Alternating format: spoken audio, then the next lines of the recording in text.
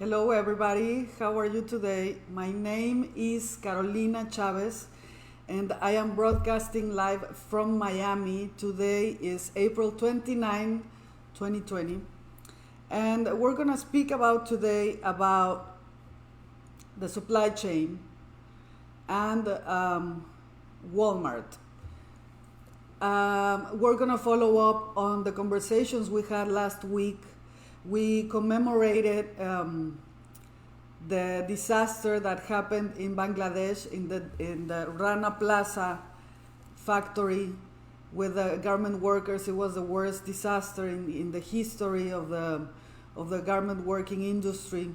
Factory collapsed, killing around more than 1,000 people. So last week we spoke with Efrain Martinez from Fashion Revolution in Mexico. He's the coordinator of the Fashion Revolution initiative in Mexico. That was our interview in Spanish, and also we interviewed Faisal Samad from Bangladesh. He's the vice president of an organization that protects the rights of workers in his country, and he also owns factories over there, garment factories. So what we spoke about with Faisal was that he told us about the situation right now in Bangladesh and why the industry is so important in his country. 70% of the exports of Bangladesh belong to the fashion, the garment industry, and many of the workers, almost everybody, are women. So for them to have this powerful industry allows women to be more empowered, to have an income, to be able to take care of their families, etc.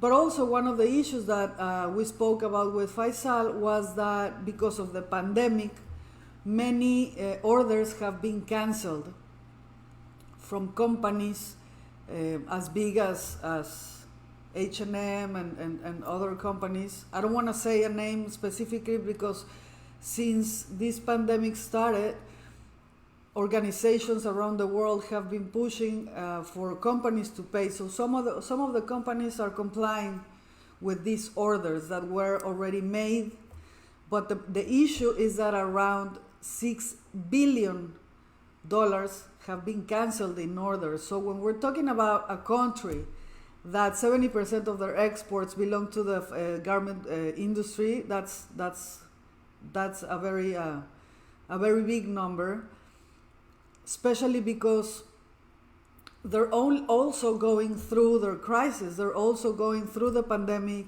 They're being forced to close many of these factories because of health issues. Many of these workers are without a job, of course. Many of these workers, they don't have any financial support to be able to keep to stay for a while without a job. So basically they earn and they eat. If they don't earn money, they don't have to eat tomorrow. So the situation there is very precarious in some places. So Faisal was talking to us about that. So I want to follow up on that, and I want to explain a bit why what is a supply chain and why it's so important to understand, and why it's so relevant. It is always relevant, but right now with all this pandemic situation hitting everybody financially, it's even more important. So the supply chain is a global network used to deliver products from raw materials to end customers using engineered flow of information, physical distribution, and cash. From producer to supplier to customer. The flow of physical material goes from one way to the other, the flow of cash from customer to producer, and then the flow of information goes back and forth from the factories to the end consumer and all the way in between. So just to give you a little bit more of a clear example, the seller is the factory in Asia The producer are the ones that make the clothes, and the end consumer, the end user is us, the customers. So all of the stakeholders in a company belong to this chain in one aspect or another. So in this whole supply chain, we have customers, employees, investors, suppliers and vendors, communities and governments. And we're going to talk about Walmart because I think it's a very good example of how intricate is a supply chain. Walmart is one of the biggest and most important corporations in the world. It is one of the corporations that employs more people here in the United States and Mexico, and is one of the biggest employers in Canada. So this is a worldwide operation, okay? The particular details about Walmart which made the company so successful are key details I'm going to speak about. They designed a new model, a new business model that shaped the American retail. What does this mean? Sam Walton, the owner of Walmart, he passed away some years ago, but he started this company around 1962. He was called the bargain billionaire. This means that, he was known for selling at the lowest price and everything that you can imagine in his stores.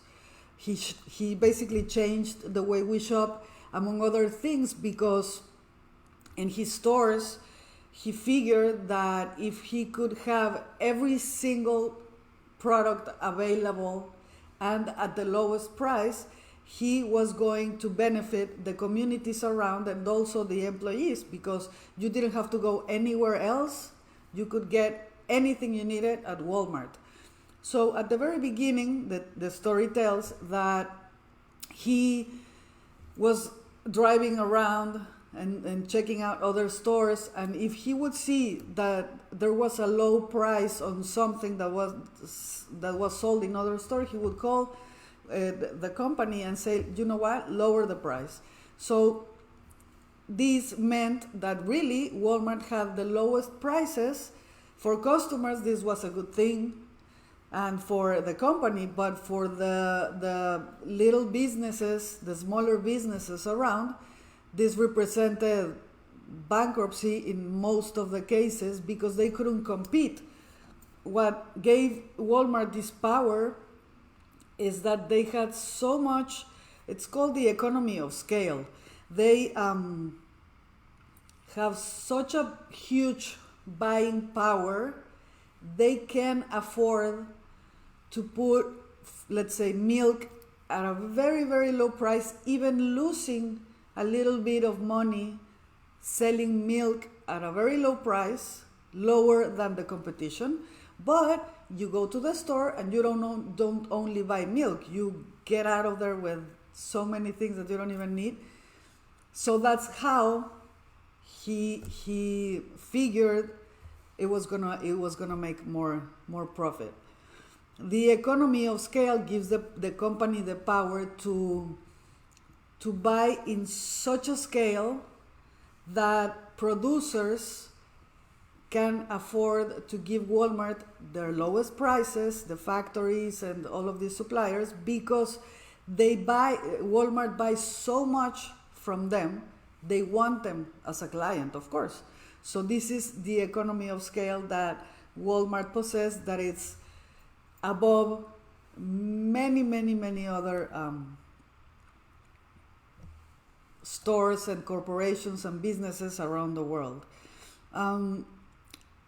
He was so influential by the way he changed consumerism in the United States and did so much for the community, because, as I said, the stores were designed for lower income people, the lowest prices, You could find anything in the stores.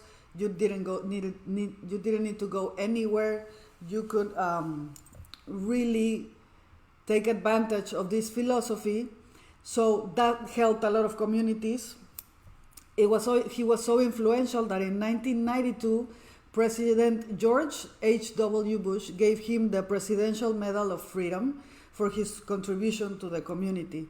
We're talking about Walmart.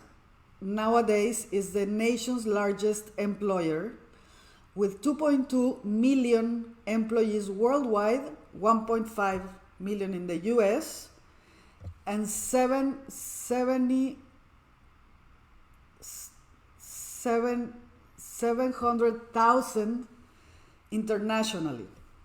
It has 6,148 stores around the world, and their net income is 14 billion or almost 15 billion dollars, and their total assets is 236.5 billion dollars. Also, some of the assets the company has that has made them so big is that they manage to buy everything at very low cost, so they can sell them in the stores at very low cost.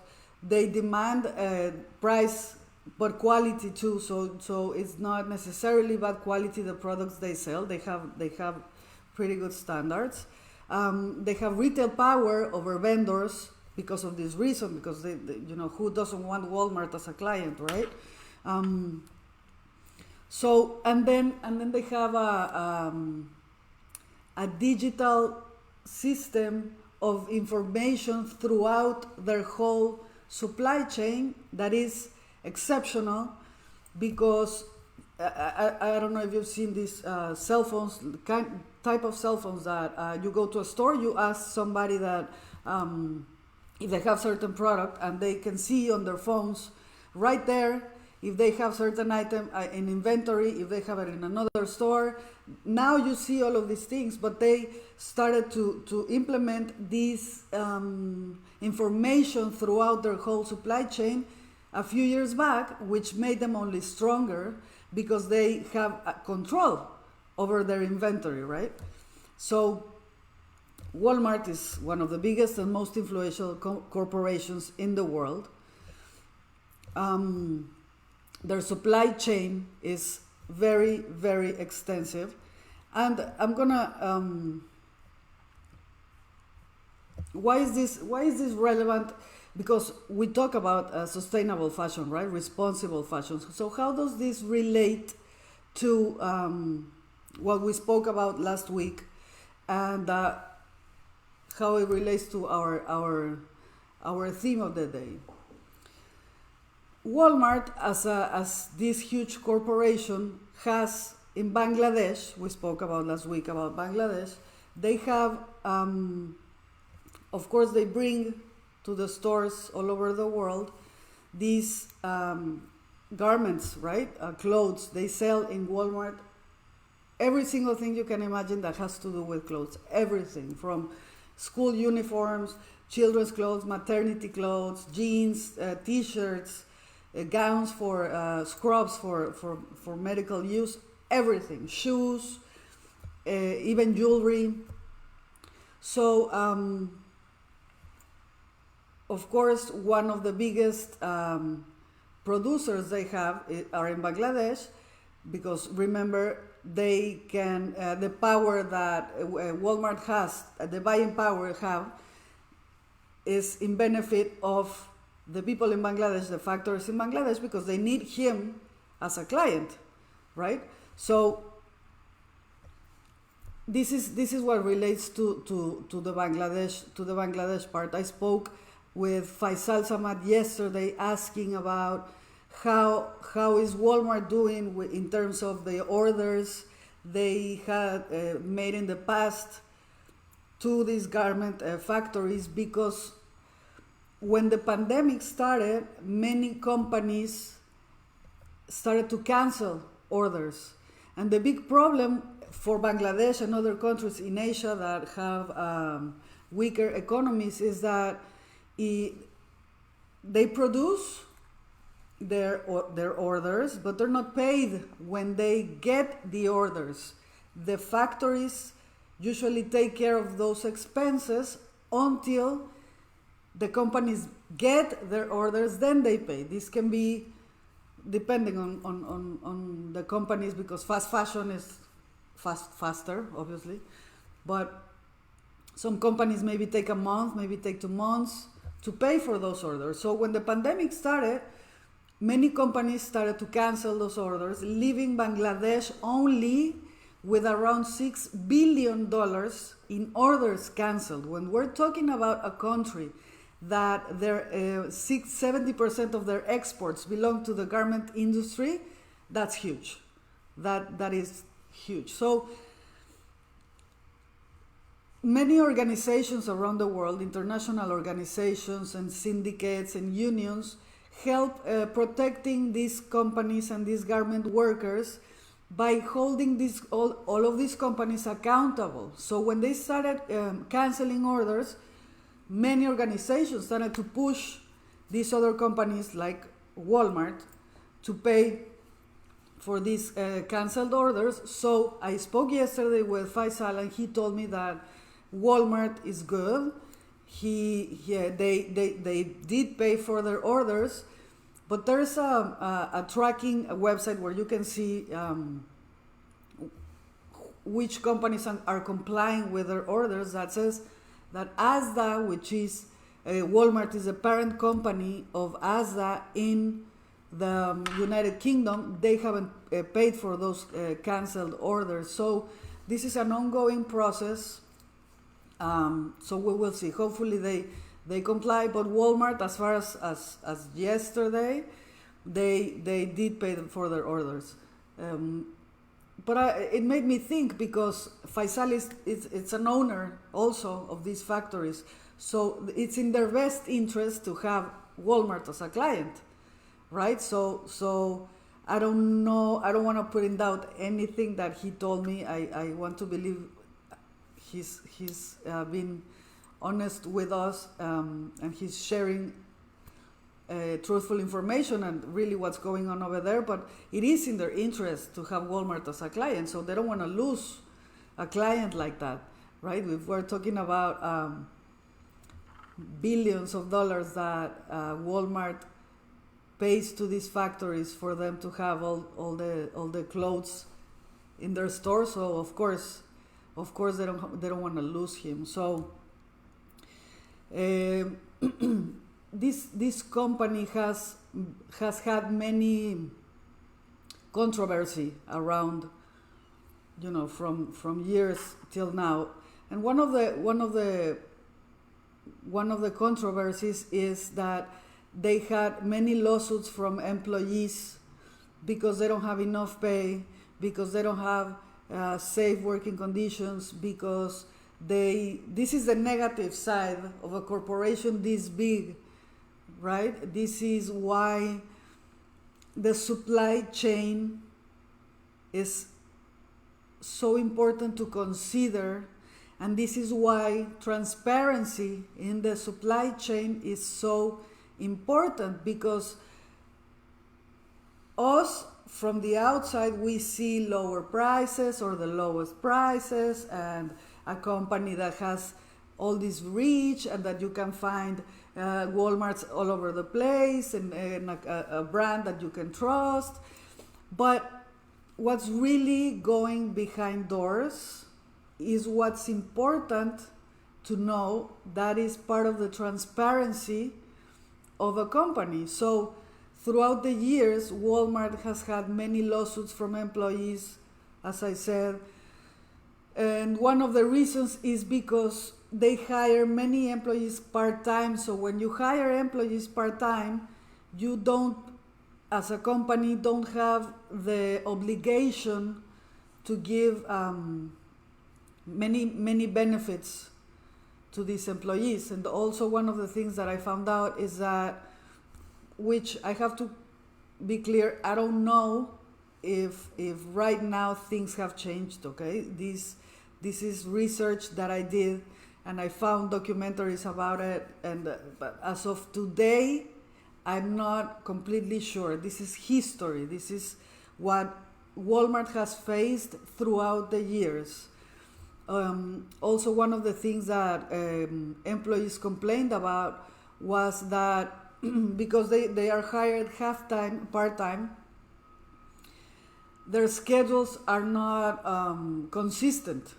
So if you need another income because you have a part-time job, it is very hard for employees to find another job if their hours are not given consistently. Let's say they give you hours from 9 to 3 from Monday to Friday, then you can organize yourself. But if they give them to you random, you don't have a chance to get another job, because in another job they're gonna put a schedule, they're gonna give you a schedule, and you don't have a chance to have a schedule if you don't know ever when you're gonna work. One of the interesting things I found out also is that when this was maybe 30 years ago, the owner of Walmart with his wife implemented a program to give employees part of the profits of the company. So the employees would get a big check at the end of the year, which they would never imagine getting that amount of money. So this happened for a while, but then all these complaints started to happen, and employees were not happy because of many reasons, and they tried to create unions outside of the company, of course, because then these unions protect the workers' rights.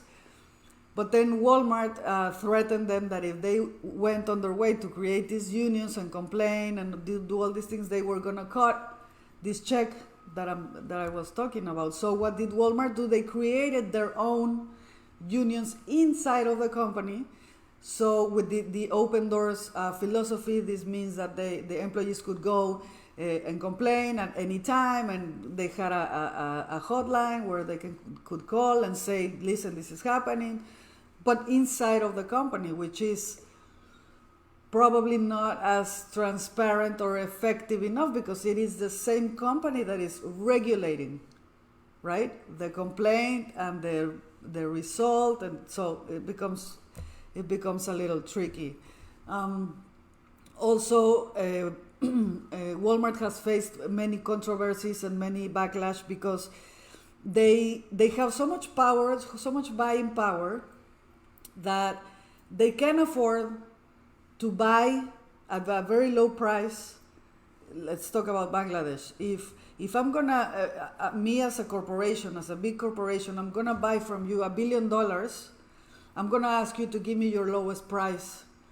So Bangladesh wants to have Walmart as a client, so they squeeze their target, their budgets, to be able to give Walmart their lowest price. So then Walmart comes and puts in their stores the lowest price. What happens to the stores that are around? They don't have the buying power, of course. So in many places, in many cities, these companies faced bankruptcy, especially the smallest stores around Walmart, because they just couldn't afford. Walmart can afford to let's say sell milk at the lowest price, even losing a little bit on that specific product, but they sell many other things as volume, so they can afford to lose a cent, a dollar in whatever other products, as long as people keep going and buying all of the things that Walmart sells. Also, one of the controversies is that the building of the stores, they wanted to build in some places that were not necessarily appropriate in terms of ecological aspects, in terms of communities that were not willing to have all that traffic of people, the parking, the construction, all of that around. So that's also one of the controversies that Walmart has faced. And I have an example here that says that a Walmart superstore, opened in 2004 in Mexico, 1.9 miles away from the historic Teotihuacan archaeological site and the Pyramid of the Moon. This is one of the most important archaeological sites in Mexico, right? So, although the location was supported by Mexico's International Anthropology Institute, the United Nations, the Paris-based International Council on Monuments and Sites, many merchants, local merchants complained, environmental groups, anti-globalization groups, all of them opposed the construction. It finally went through, and archaeologists oversaw the construction discovered a small clay and stone altar along some with other artifacts where the store has now its parking lot. So you see, it's preserving spaces that are really important for the community, for the countries, for the people, versus having a huge store that is very convenient for some people. So, you know, it's difficult to put in perspective what's more important, right? So after around 2013, Walmart became a founding member of the Alliance of Bangladesh Worker Safety in 2013, as I said. So this alliance lasted 5 years, and it ended in December of 2018. When this ended, many of the organizations around the world tried to push for it to stay longer, to last longer, because as soon as this alliance was going to be dissolved, again, garment workers were going to be without, let's say, the supervision of the support of the international community. And what happened? Why is this so important? The Bangladesh, the Dhaka disaster that happened in Rana Plaza, the story, as I commented on it last week, the story is that the workers found cracks on the buildings, they got out of the building, government and the owners supervised, the owners said this is fine, they made them go back, and this was one day before the accident happened. They made them go back, and the next morning the factory succumbed over them. It collapsed, killing more than 1,000 people. So when there's no holding accountable these factories, these owners, which are guided and, you know, it's profit what they need, right?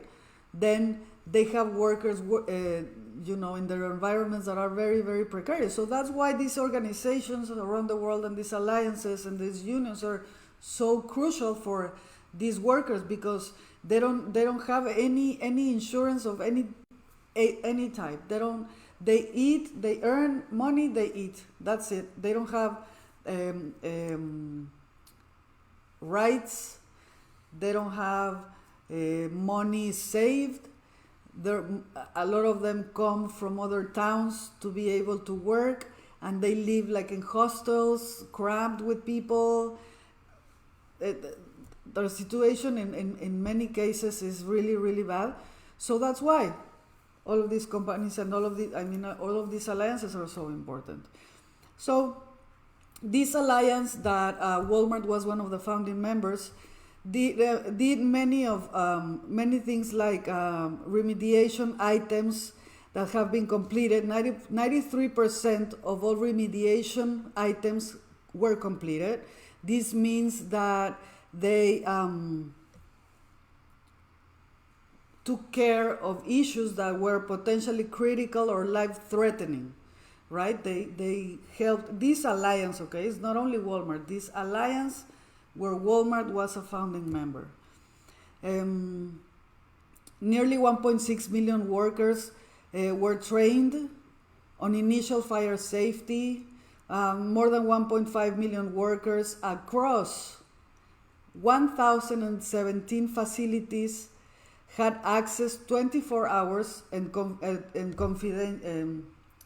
confidentially to a helpline to report safety and other job-related concerns. So in general, this was very positive for the garment industry in Bangladesh, but then it ended again. So if you go to Walmart's web page, you will find many literature on sustainability, on women's rights, on garment workers' rights. They speak a lot about this, and they are doing a lot of this work. But this is where transparency, which we've spoken about before, is so vital. So we need to see if they're really walking the talk, because it's not only saying we are transparent. We need to know what the transparency is all about. So in all of this literature that I got from the Walmart's page, it reads, Walmart believes in being transparent about how a responsible sourcing program operates, where we are focusing our efforts, how we determine areas of risk, and the steps we are taking to collaborate for sustainable change. Due to proprietary information and confidentiality restrictions, we are unable to disclose supplier or facility lists to the public. However, we remain committed to providing transparency about our efforts to promote human rights in the supply chain. So they're transparent, but not too much, really. It's like, not only I'm saying I'm transparent, but I'm never going to tell you what my source is, and I'm not going to tell you where I got my information from. So it's like when kids tell you they don't lie, but I'm not going to tell you the truth.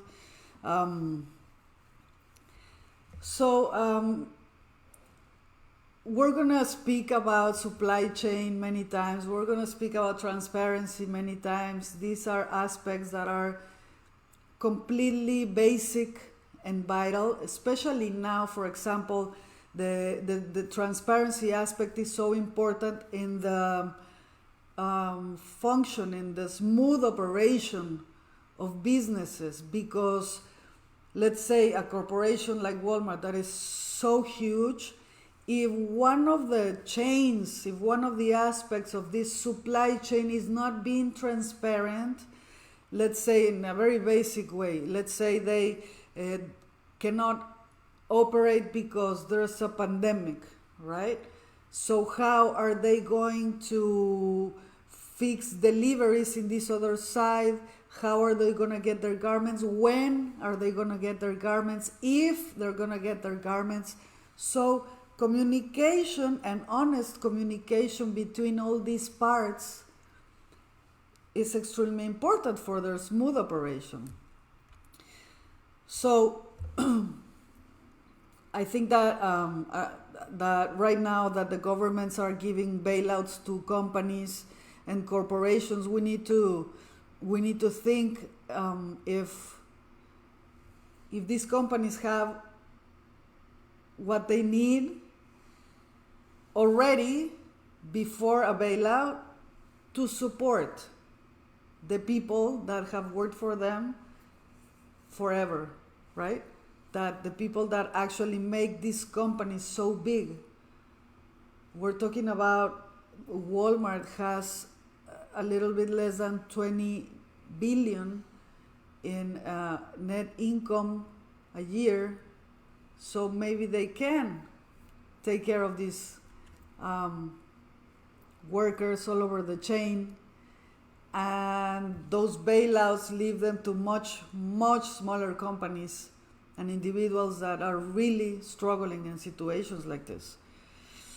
I'm going to leave you with a comment that I found out yesterday, and it's you can see it on Netflix. It's a documentary called Minimalism. It says we should really care about the materiality of goods instead of caring more about having more material things. Fashion becomes obsolete not when they no longer work, but when they no longer have a social value or when they are not longer fashionable. For me, it meant putting a face to everything that we wear. We're talking about fashion here, to put a face, to give a different value, right, to the things that we wear, like having all favorite garments in my closet, but fewer pieces, instead of having one favorite and 50 pieces that we don't use. Is to give things a real value, not only because they're fashionable, but because there's so many behind, so many people, so many efforts, so many resources behind every single thing that we wear. So I want to leave you with that. Thank you for being with me. My name is Carolina Chavez. I will be seeing you next Wednesday. Our program, our show in English is at 12 p.m., at 1 p.m., and in Spanish at 12. So take care, please. I will be seeing you soon. Bye.